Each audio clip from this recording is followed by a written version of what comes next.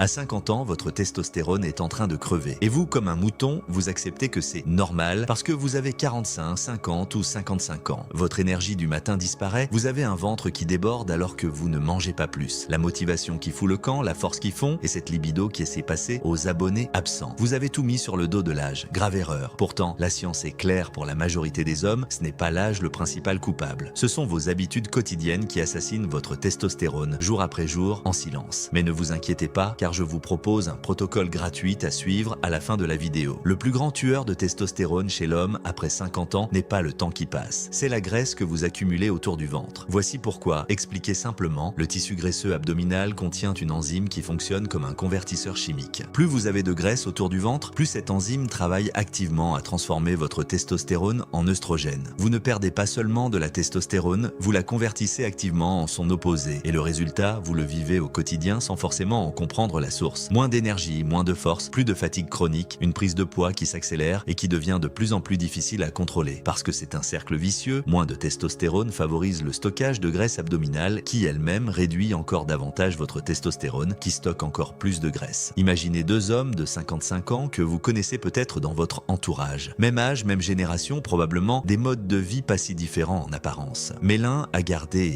un tour de taille raisonnable et l'autre a accumulé plusieurs kilos de graisse autour du ventre depuis ses 40 ans. Quelques années plus tard, leur niveau d'énergie et de vitalité semblent appartenir à deux générations complètement différentes. Ce n'est pas de la chance, ce n'est pas non plus uniquement génétique. Alors concrètement, que faire? Pas besoin d'un régime draconien ni d'une transformation physique extrême. Ce dont vous avez besoin, c'est d'un déficit calorique modéré et progressif, d'une marche quotidienne d'au moins 30 minutes, de protéines à chaque repas pour préserver votre masse musculaire pendant que vous perdez du gras et d'une réduction significative des aliments ultra transformés qui perturbent vos hormones bien au-delà de leur simple apport calorique. Mais réduire la graisse abdominale n'est qu'une partie du puzzle parce que même des hommes parfaitement minces peuvent avoir une testostérone catastrophiquement basse et la raison de ça va vous surprendre. Votre corps ne produit pas de testostérone parce qu'il connaît votre date de naissance. Il la produit en réponse à des signaux qu'il reçoit de votre environnement et de vos comportements et le signal le plus puissant qui existe pour déclencher cette production hormonale, c'est l'entraînement de résistance. Quand vous sollicitez vos muscles avec suffisamment d'intensité, votre corps interprète ça comme un message clair. Cet homme a besoin de rester fort, il y a une raison pour laquelle il sollicite son système musculaire à ce niveau. Il faut maintenir la production hormonale qui rend ça possible. C'est un mécanisme de survie primitif que votre corps conserve à tout âge et qui répond encore très bien à ce type de stimulation, même à 60 ou 65 ans. Prenez l'exemple d'un homme qui reprend une activité physique avec des charges à 58 ans après 20 ans d'arrêt presque total. Les premières semaines sont difficiles, c'est normal, mais ce qui suit est systématiquement rapporté dans ce type de situation. Une énergie qui remonte progressivement, une confiance qui revient, une composition corporelle qui commence à changer et une qualité de sommeil qui s'améliore en parallèle. Ce n'est pas de la magie, c'est de la biologie qui répond à des stimuli concrets. Vous n'avez pas besoin de devenir bodybuilder ni de passer 2 heures par jour en salle de sport. 2 à 4 séances par semaine suffisent, avec des exercices de base comme les squats, le développé couché, le tirage horizontal, les pompes ou les haltères. L'objectif n'est pas d'avoir un physique de couverture de magazine, l'objectif est d'envoyer régulièrement à votre corps le signal qu'il doit rester fort et fonctionnel. Et pourtant, il existe une habitude encore plus déterminante que l'entraînement pour maintenir votre production hormonale. Et c'est celle que la grande majorité des hommes sabotent complètement chaque nuit sans même s'en rendre compte. Vous pouvez avoir le meilleur programme d'entraînement du monde, manger parfaitement, gérer votre graisse abdominale avec discipline. Si votre sommeil est mauvais, vous travaillez contre vous-même sans le savoir. Voici comment penser à ça simplement. Si l'entraînement est la commande que vous passez à votre corps pour produire des hormones, le sommeil est l'usine dans laquelle cette production se déroule réellement. Une grande partie de votre testostérone est fabriquée pendant les phases profondes du sommeil et quand vous dormez trop peu, trop tard ou de manière irrégulière, vous éteignez cette usine avant qu'elle ait terminé son travail. Des études ont mesuré qu'une semaine de sommeil réduit à 5 heures par nuit suffit à diminuer significativement le taux de testostérone chez des hommes jeunes et en bonne santé. Imaginez l'effet cumulatif de plusieurs années de mauvais sommeil sur un homme de 50 ans dont le système hormonal est déjà sous pression. Les solutions sont accessibles et ne demandent pas d'investissement particulier. Visez 7 à 9 heures de sommeil par nuit, définir une heure de coucher stable que vous respectez même le week-end, dormir dans une chambre aussi sombre et fraîche que possible et réduire l'exposition aux écrans dans l'heure qui précède votre coucher. Parce que la lumière bleue perturbe les mécanismes qui préparent votre corps au sommeil réparateur. Mais même si vous gérez parfaitement votre alimentation, votre entraînement et votre sommeil, il reste un facteur que la majorité des hommes négligent complètement et qui peut annuler tous vos efforts en silence.